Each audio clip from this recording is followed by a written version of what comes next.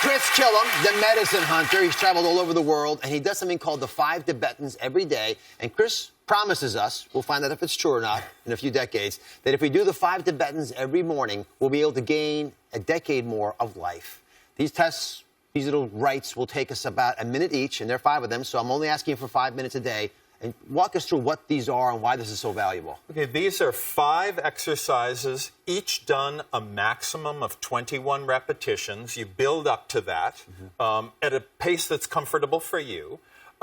They enhance metabolism, cardiovascular function, strength, energy, balance. They basically work on your entire body and on your brain to help to keep you strong and healthy and dynamic and fit. I want people to experience not just the absence of disease, but real vital health. And these are one of the ingredients for achieving that. And you do it first thing when you get up in the morning. I tend to actually finish my yoga practice with these, but if you're not doing anything else, then after you've showered, brushed your teeth, drunk the coffee that we talked about before, then do the 5 Tibetans. Okay, walk me through them. Okay, the first one is, the first of the 5 Tibetans is a spinning motion. This is for enhancing your balance mechanism. Your arms are straight out to the sides, fingers are together, pointing out to the sides. You turn in a clockwise direction. Now, we'll do this a total of 10 times. Do it at a pace that's comfortable for you. I feel like a figure skater. And Oksana Bayul now. Right. Now, you said that these are like push-ups for your inner ear. Yes, they are. When people age, what happens is they tend to lose balance. Okay. More? Yeah, all right. You're good. Now take 2 full deep breaths with your hands on the hips.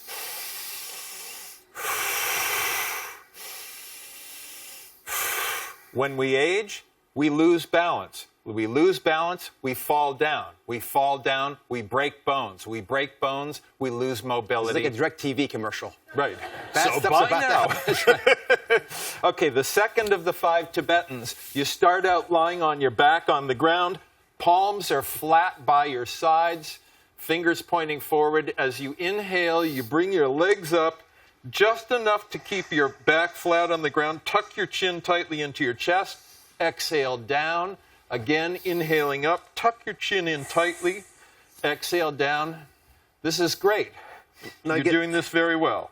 Thank you very much. Now, again, you start off with 7 and then work your way up to 21. Yeah. That was 4. And point your toes up as you go up. You're doing that great. 2 more. And the breathing is in. In as you go up and exhaling down. 1 more.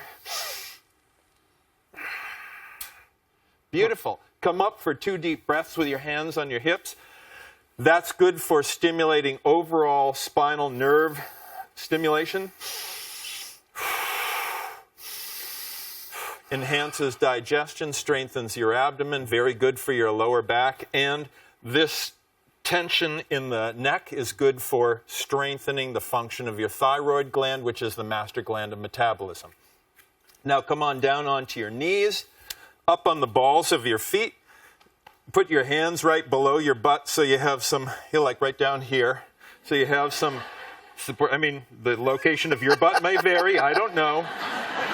You start out with your chin tucked into your chest. As you inhale, you arch back, supporting yourself with your hands, and you exhale back to the start, tucking your chin into your chest. So inhaling back. You tense your bottom as you go back? You actually use your hands here as leverage so you can arch back. Whatever is comfortable for you in terms of that flexibility. Because I've done these for a long time. I tend to be flexible, but 6 and 1 more. Perfect. Excellent. Very good for respiration. Very good, again, for the thyroid. Tremendous emphasis on the thyroid in this particular series of Tibetan moves. 2 breaths.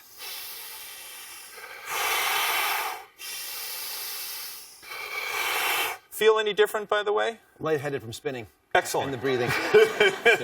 Okay, perfect. Now come up, sitting upright with your legs together, your feet upright. So your feet are upright, yep. Your hands are beside your hips, your chin is tucked in. As you inhale, you bring your knees and hips up. dropping your head back. You're in a table. You exhale back down. I see the audience. Yes, but they're all upside down. That's so weird. Inhaling deeply, exhaling down. Can you go slower if you need to? Yes, you can. Go at a pace that's comfortable for you. I vary it every day. 3 more. Your arms never bend.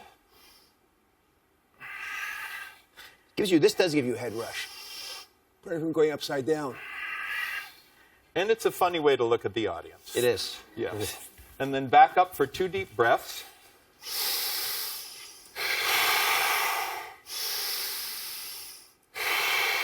That's really good for strengthening the lower back. A lot of people have lower back problems because the lower back gets weak, usually due to too much sitting. Yep. That helps. The 5th Tibetan, you start out with your hands and feet wide apart. You're up on the balls of your feet. You start out looking up. You inhale and you come up, still remaining high on the balls of your feet, tucking your chin in, and you exhale down. So it looks like this. Steady, even motion. The audience is upside down all the time. 4. So on the tips of your toes the whole time. The whole time. This strengthens the backs of the legs.